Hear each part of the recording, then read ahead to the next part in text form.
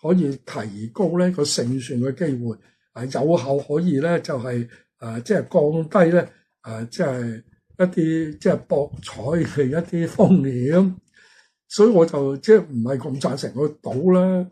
咁就如果你哋學咗咧，不妨去澳門喂小注去試一試啦，睇下奇門嘅靈驗嘅方法希望你翻嚟俾翻啲 feedback 我啦不然就奇門好局咧。我哋有幾個重點嘅大家啦 overrun 咗噶啦，不過唔緊要就即係希望大家可以學到嘢。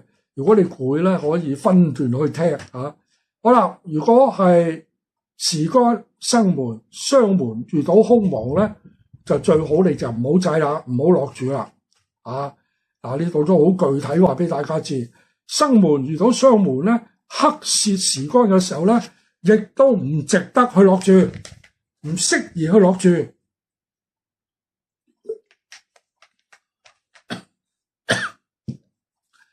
哇，都好仔細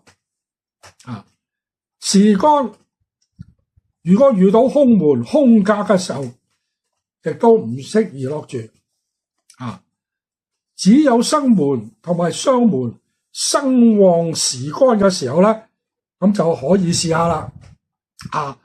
參與嘅時候咧，咁我哋要企喺雙門咧臨宮位嗰個方向，即係我頭先所講。咁你嘅贏面咧就會即係特別大啦，即係個意思咁樣。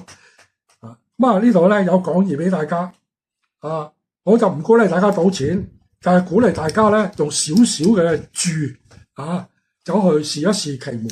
我覺得都無可厚非嘅，係嘛 ？OK 啦，咁嗱呢個額外即係網課以外送俾大家嘅希望大家好運。好，咁我哋嘅奇門咧4節課第3輯就完成咗啦。OK， 咁咧就將會喺下個月就留意啦，大家我就會有咧就係我哋嘅丙午年嘅流年飛星嘅一個網課。